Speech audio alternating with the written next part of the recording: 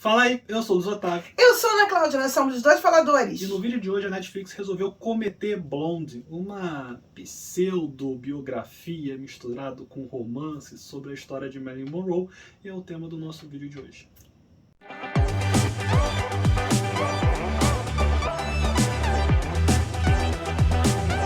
Fala, gente linda do meu coração, já se inscreveu no nosso canal? Se você não se inscreveu, se inscreve agora. É só apertar inscrito, tocar o sininho pintadinho para receber as notificações de vídeos novos. Deixa aqui o seu joinha, comenta com a gente, assistiu Blonde? Já você vai pensando em assistir? O que você tá achando? Bom, primeira coisa que eu quero dizer é que Blonde, ele não é um filme documentário. Ele é uma ficção baseada num romance. Baseada num romance cuja autora define seu livro como uma ficção romanceada sobre como teria sido a vida de Marilyn. Na verdade, como teria sido a vida de um ícone, né, do cinema dos anos 40 e 50. Basicamente se aproveita de uma figura famosa que existe para criar uma história ali de como deve ser a vida de uma figura famosa.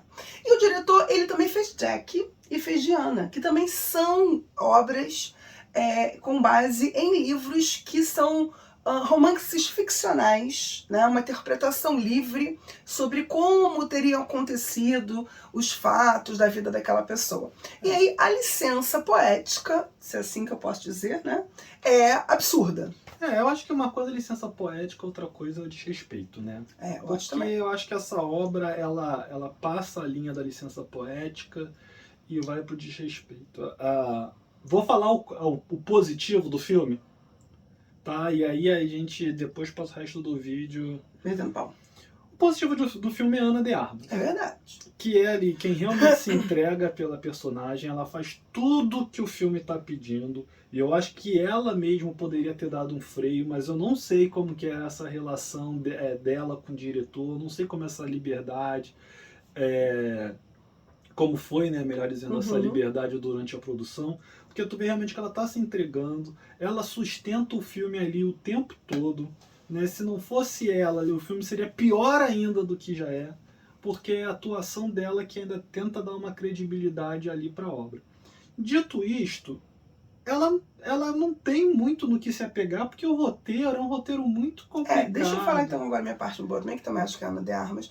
Eu acho que é interessante assim, ela parece que realmente se aprofundou na vida da Marilyn. Ela claramente fez um estudo gestual. Porque, assim, fazer um personagem que já viveu, um personagem tão icônico, acho que extremamente difícil. Muitas das cenas, elas foram feitas com base em fotografias, né? Ou filmagens que a Marilyn participou. Então, assim, dá pra você ver perfeitamente pelo posicionamento, tanto mesmo da direção, de arte, do próprio diretor e da Ana, que foi feito um estudo muito aprofundado. Mas, ao mesmo tempo que foi feito esse estudo, parece que, de alguma forma, não se celebrou a busca da reconstrução da Marilyn, que ela começa como um sex symbol de loura burra, mas que depois tenta mudar esse perfil, tanto que mais pro final da carreira dela, ela funda uma produtora de filme e de cinema, porque ela queria exatamente se separar desse estereótipo e mostrar quem ela é. Uma mulher com alto QI, muito inteligente, que adorava ler, que tinha uma cultura muito grande e que podia fazer muito mais do que vinham pedindo para ela fazer. E ao mesmo tempo, muito sofrida. E aí ele se foca no sofrimento da Marilyn e parece que ele afunda mais ainda nisso e faz com que Ana de Armas tenha que fazer uma interpretação, quase que um mergulho no sofrimento e na dor constante da Marilyn. Você vai ver poucas cenas alegres e felizes, e o filme parece que celebra o sofrimento que ela teve, e não celebra as conquistas que ela teve, a construção que ela teve, tudo que ela viveu. Eu vi até uma chamada dizendo que o filme era machista, né? E eu concordo em algumas partes. O filme todo vai colocar como se a razão de viver da Marilyn fosse a busca pelo pai dela, que nunca a reconheceu como filha. Então isso vai estar por trás de todos os traumas e de todas as vitórias dela. Então todas as relações que ela vai ter, de alguma maneira, uma relação que ela está buscando essa figura paterna também. Isso que eu tô falando agora, gente, é com base no filme, tá? Então, até quando esse momento... Isso é um vídeo com spoiler. Porque não tem muita coisa não tem como não ser. que falar, né? Então, por exemplo, até esse momento que ela começa a se rebelar em ser vista apenas como um símbolo sexual e querer fazer algo mais, o filme coloca como se fosse um momento em que ela estivesse já em insanidade. Não, ela não tá em insanidade, ela tá muito desequilibrada, tá? Sim. Parece, os biógrafos contam que ela realmente deu escândalo, ela deu show, não apareceu pra filmagem, se atrasou, porque ela tinha uma briga sobre... que naquela época ela não era dona da carreira dela. Quem era dono da carreira dela era o estúdio. Se eu não me engano, a Fox. E aí, essa briga entre ela e a Fox, do que a Fox esperava que ela fizesse, o que ela queria fazer, foi muito sofrido pra ela. Além Mas no filme colocam ela como uma descompensada. Não que ela não estivesse realmente descompensada, mas também o filme não mostra os motivos de descompensa. Pois é. Assim, porque não é só o sofrimento, essa busca do o pai. O filme parece que ela só tá descompensada porque ela tá cheia Ela sempre foi, na verdade. ela tá cheia das drogas na ideia e ela se decepcionou porque descobriu que as cartas não eram do pai. E aí ela então descompensa de vez, quando é uma questão muito mais profunda, uma questão de afirmação muito maior do que o filme coloca. Inclusive, assim, as cartas e a própria amizade com o Charlie Chaplin Jr., como também com o Ed, que eu esqueci o nome dele, Ed Holt, sei lá, ele não é real, assim, não essa profundidade. Colocado, né? Eles se conheceram, tá, mas não eram tão próximos, tão amigos. E aí, assim, é lógico que a verdade tem aí é a mãe dela ser esquizofrênica, ser internada, o pai ser ausente na vida dela, e ela tá, de uma forma, ela queria saber quem é esse pai, ela tentou procurá-lo, ela tentou localizá-lo, tentou falar com ele se recusou a falar com ela, mandou ela procurar os advogados, naquela época não tinha DNA, então foi meio complicado, e ele nunca aceitou que ela realmente fosse filha dele. Depois tem até um documentário que não saiu do Brasil ainda, que vai mostrar que ela realmente era filha do cara que ela imaginava que fosse realmente, que era um figurão lá dos estúdios. Não era um grande, mas ele era uma figurona lá nos estúdios de Hollywood da época. E aí, tem matérias, né, falando que o diretor do filme falou que o filme, na verdade, é um grande filme sobre prostitutas que usavam roupas chiques. Se ele realmente falou isso, já é desnecessário, mas você junta essa informação com o que ele mostrou no filme, realmente parece que é isso que ele acredita. Não que não houvesse, sim. Eu entendo que ele mostra, não sei se o objetivo dele era denunciar, mas acaba que não denuncia. Não. Por quê? Acaba sendo, de novo, uma exploração, pra mim que assisti, me pareceu também uma outra exploração novamente agora da Ana. Por quê? A forma como o corpo da Ana é mostrado, tudo bem, na época, os closes, na época, a forma como se vendeu a Marilyn, era um sex symbol realmente. Inclusive, assim, a questão do teste do sofá parece que é uma realidade na época dos estúdios, né? Várias pessoas comentam que na época isso era uma realidade. Então, mas eu acho que a forma como tudo é mostrado objetifica demais a própria atriz, que é a Ana de Armas. A gente colocou isso no Twitter, inclusive. E ela acaba não ficando um filme exatamente... Não é um filme denúncia. Questionar ou denunciar então, isso. Foi mais ou menos o que a gente escreveu no Twitter. Assim, um filme da Marilyn que deveria ser um alerta sobre a sexualização da Marilyn Monroe se tornou um filme que usa a sexualização da Ana de Armas. Porque assim, 90% da nudez dela no filme não precisava. Ela tá nua boa parte das cenas. Entendeu? Não justifica, assim, como escolha de direção. Não vou entrar nem no debate se a nudez é necessária ou não. Mas nesse filme, dentro da proposta que o filme mostrava, não justifica. A cena dela com o Kennedy, até porque tudo podia ser insinuado. Não precisava mostrar a nudez dela quase completa para você entender a vulnerabilidade que ela estava. Você podia insinuar isso e preservar a atriz e preservar a própria Marilyn. E eu acho que, dependendo do ângulo da filmagem, você ia perceber a vulnerabilidade de qualquer forma. Até porque a Ana está muito expressiva, ela consegue, através do olhar, da mesma forma que a Marilyn, mostrar muito do que ela está sentindo, do que ela está passando nas cenas. Ela está muito bem na questão dos sentimentos que ela está querendo mostrar para o telespectador. E o nu fica gratuito. A cena do Kennedy, eu acho que... Foi polêmica, né? Que fez o barulho lá fora. Eu acho que, assim... Tudo bem, eu acho que você querer mostrar que as relações são tóxicas, que ela vinha de relacionamentos tóxicos, que ela teve uma vida com vários relacionamentos, tudo bem, mas, de novo, fica gratuito. Você expõe a própria Marilyn, você expõe o mito, os dois mitos, e você acaba trazendo uma situação que nunca foi nem aventada.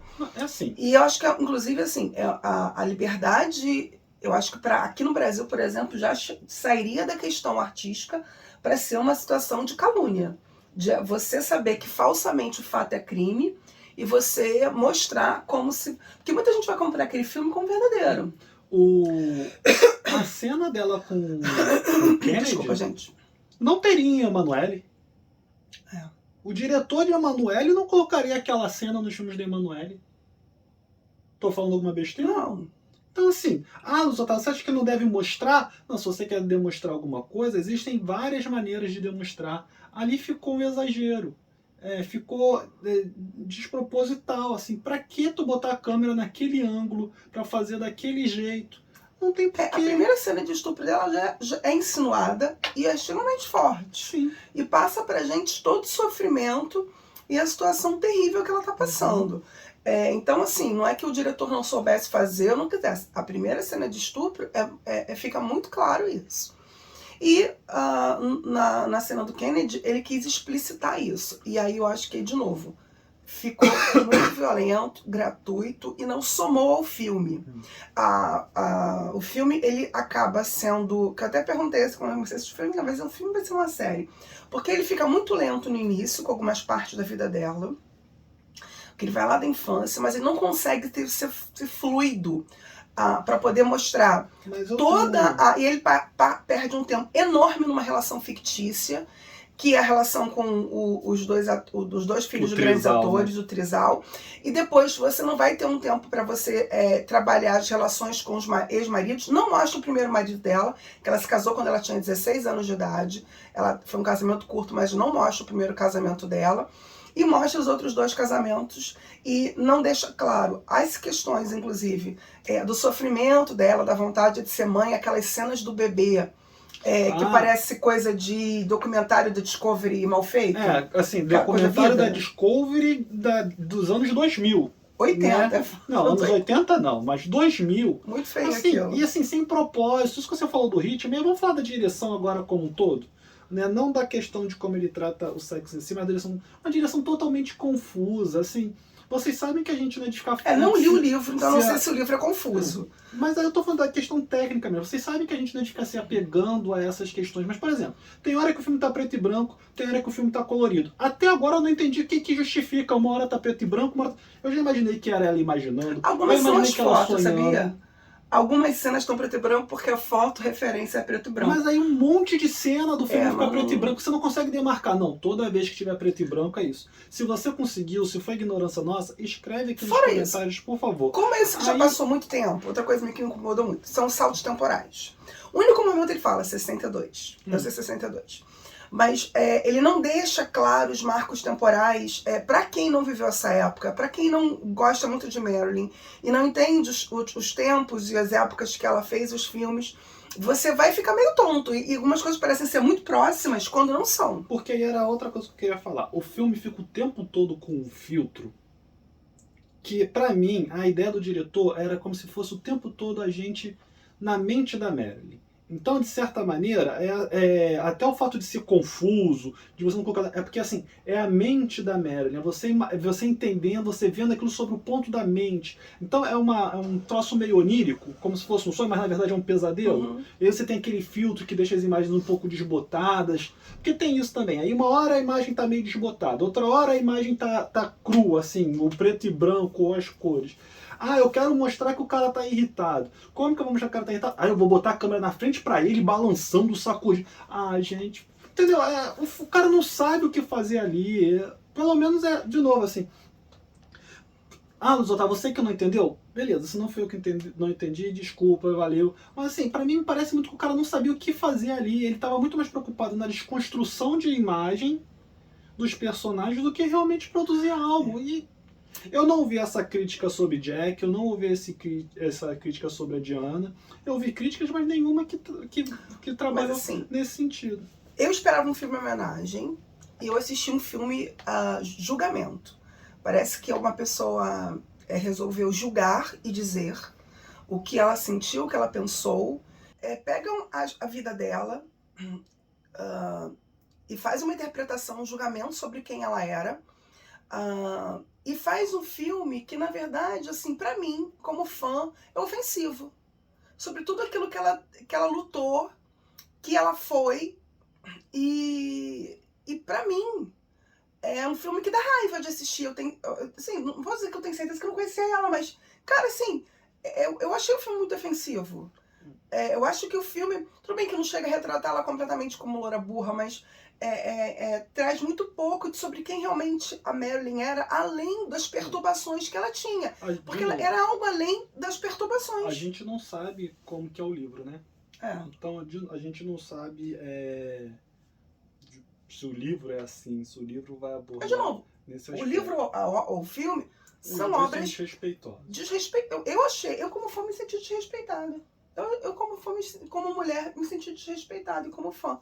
Porque assim, eu gosto muito da Marilyn, sempre gostei de assistir os filmes dela e os vídeos dela, os documentários, tem ali o filmezinho da Marilyn. E assim, eu entendo que ela buscasse, ao mesmo tempo que ela foi bom pra ela, foi importante pra ela, e foi uma porta para que ela entrou, foi a questão do sex symbol, mas depois ele tentava se reconstruir. E isso não foi mostrado. E isso eu acho que é péssimo. E ao mesmo tempo, o filme perdeu a fluidez. E a forma como ele recorta a vida dela, pra mim parece mais assim, umas amputações dos pedaços, sabe? Cortados de dor e costurados pra mostrar o pior dela, entendeu? Então assim, eu não sei se quem nunca viu nada dela, o que vai achar? Não sei também se de repente é o seu lado fã ou o meu lado que estava esperando algo minimamente respeitoso, né? Porque a gente volta para a situação do bebê. Assim, eu quero... Desculpa, eu quero dizer que ela tá grávida. O que eu faço? Bota a imagem de um bebê dentro do ventre. Gente... Um tempão, porra, peraí, gente. Nem em faculdade vão fazer isso. Pelo amor de Deus, gente. Você é um aluno da faculdade, né? Apresenta um trabalho pro professor... Luca, escreve aqui.